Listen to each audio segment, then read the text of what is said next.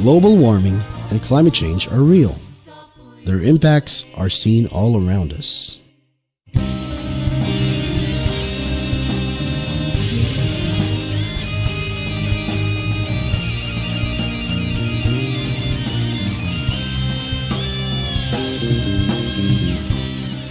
The Philippines, being located along the Ring of Fire and in the typhoon belt of the large Pacific Ocean, has suffered from enormous numbers of disasters brought by typhoons like Ondoy or Ketsana, Sendo or Washi, Pablo or Bofa, and the super typhoon Yolanda or Haiyan, and other natural disasters.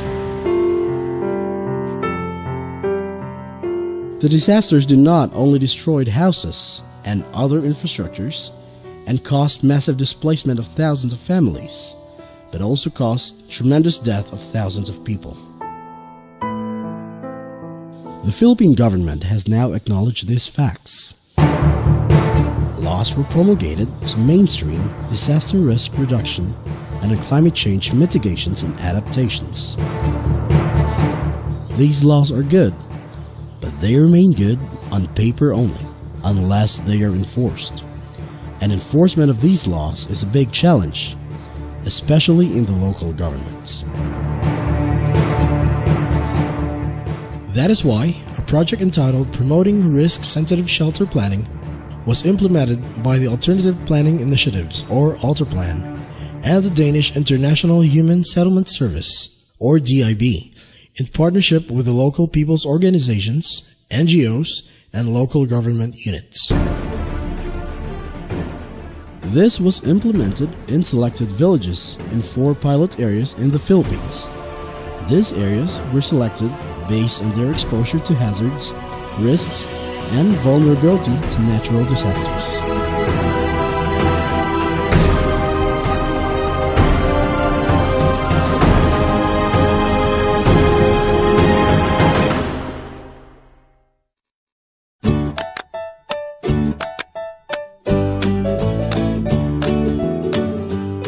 The project advocated a grassroots planning process which involved participatory situational analysis pertaining to its local area's physical, cultural, environmental, and socioeconomic conditions, and is aimed at producing a disaster risk-sensitive shelter plan at the village level. Wala man kaming kasiguruhan na itong natitirikan namin mapapasamin. Nga po na kami ay nasa tabing ilog, tuwing bagyo, tuwing baha, umaapaw dito yung tubig, may kasamang putik. Bumabaha po talaga dito kasi yung ng tubig dito galing na yun. Maraming problema dito sa amin kasi maliit yung daanan. Pag magkasunog, hindi makakapasok yung mga vehicles. Tapos, walang drainage, maayos na drainage. At saka, pag bumaha, lampas tao yung tubig. Dirigit sa amuan, kuyaw na gyud ko magpanahon na sa ulan na gusto kay naadong nilang slide diri. BDR-SSP employed strategies of partnership and collaboration with the participation of the people from the community. And when you engage people, there are a lot of advantages there. For example, you would really get to know what they need. Then your sustainability is assured because the community helps you every step of the way. This is what empowerment is about: engaging them, letting them participate, letting them decide on the direction of the project. Because we did not just ask for their opinion, but also involve them every step of the way. Then they are more eager to put their own input. Community involvement is very important because when they're part of the project, they give their full participation and cooperation. So they have the feeling of ownership of the project, so they give 100% support to the project. Mahalaga yung partisipasyon ng civil society, ng mga NGO or PO, People's Organizations, para mas maging effective ang mga programang ini-implement ng ating local government units and national government agency. At mahalaga rin yun na ma-articulate mo yung pangangailangan mismo base sa pangangailangan ng ating mga lokalidad. In producing a comprehensive disaster risk sensitive shelter plan, participants from the local communities underwent series of capacity building workshops in order to enhance and develop further their knowledge and expertise on shelter planning. These activities were facilitated by ALTERPLAN, DIB, and NGO partner in their respective area. Marami talaga kaming natutunan na hindi namin napag-aralan sa school. Para kaming mga engineer. Halos 10 activity ang ginawa namin ditong pag-training. The involvement of the local community members in planning and analysis eventually led them to give more attention to higher risk and vulnerable households that are exposed to hazards that has relevant impact to housing and other social issues. Tinuruan po kami kung paano mag-gather ng data, mag-mapping, mag-datos, at doon po namin napag-alaman na pwede po pala namin alisin yung mga tao o yung mga household, yung mga families na under po sa talagang totally high-risk na lugar. Ang activity karon na second day of the vetiver training propagation and planting.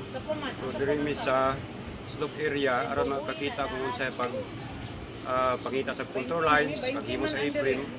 It is a training pero actual siya, so dali na kayo nasabtan sa mga participants. Ito ning balikan ang vetiver sa clamp grass nga ako kayo gamit for the control of erosion. Nag-ano kami nung sa relocation site kung saan pwedeng i-relocate yung mga informal settler.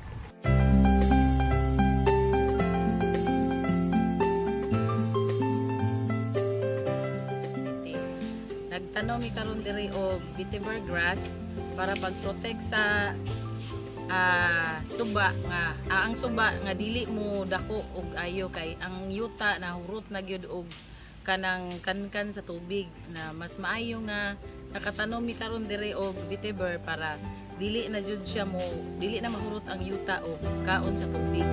Inaot ta pod nga sa tanan nga nakadungog ani maghimusab sila og kaning pagtanom usab sa mga sagbot nga vetiver grass para protektar sa kayutaan. Itong kabahayan na ito, talagang danger zone na talaga sila.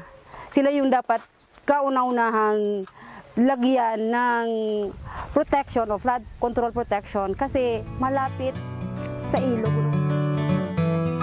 Finally, a disaster risk sensitive shelter plan designed to lessen the exposure to hazard was made by each pilot area.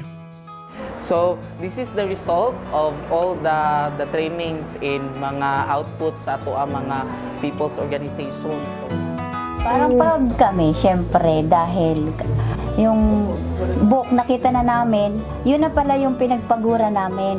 Yun na yung mga natutunan namin na i-dokumento, naging book pala. Syempre, tuwang-tuwa kami sa sarili namin na kaya din pala namin mga ordinaryong tao lang na makagawa ng ganon. Well, there's always a challenge for the BDRSP and the barangays to be included in the City Development Council as well as inclusion to the annual investment plan. Actually, nahatag na ninyo sa barangay na siya ordinance and also a resolution. Kay daghan man pud may na come up nga mga solusyon. And gikan gina siya dari sa ato ang nabuhat nga output gikan sa atong mga tawo.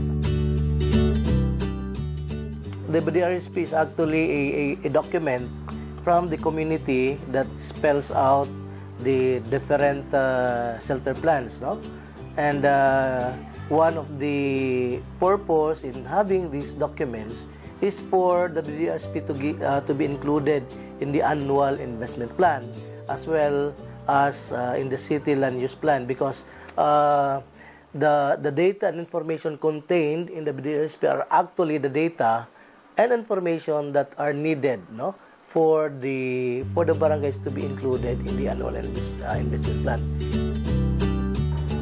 Through the formulation of the shelter planning, we were able to identify the different issues and the problems of the community, including the populations at risk, and at the same time, identify the mitigation measures that the local government unit can prioritize for implementation. may fulfillment na nararamdaman kami. Kasi unang-una, sino ba naman po kami? Parang kami yung naging way na yung maliit na problema, yung malaking problema, parang bigyan ng solusyon. We feel honored to be part of this endeavor. With this particular project, we were able to really help them settle. But when we're talking about them, it's not just the people, the residents, but also the LGUs who themselves are learning how to be able to serve their constituents better. It also enabled us to build our competency in matters of housing in the context of disasters. I believe that the BDR-SSP project should be replicated in other areas, not just here in Iligan City, but also to other areas in the country, especially those barangays vulnerable to disasters like floods, landslides, and other natural calamities. Such kind of projects will be very beneficial to the country since this will serve as models in preventing casualties, displacements, huge property damages, and wasted government resources. Ligao City has started a project in 3 barangays, namely Barangay Tinago, Barangay Bagumbayan, and Barangay Tuburan. Because of the effectivity of the mode of how we have done the project, we are now doing this in 3 other barangays, the coastal barangays of the city, namely Kabarian, Katburawan, and Maonon of Ligao.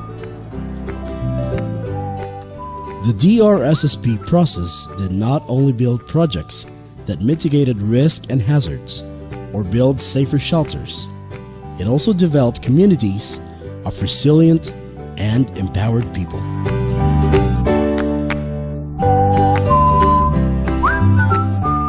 Indeed, the synergy of the DRSSP project partners demonstrated a milestone of a democratic, relevant, and effective governance.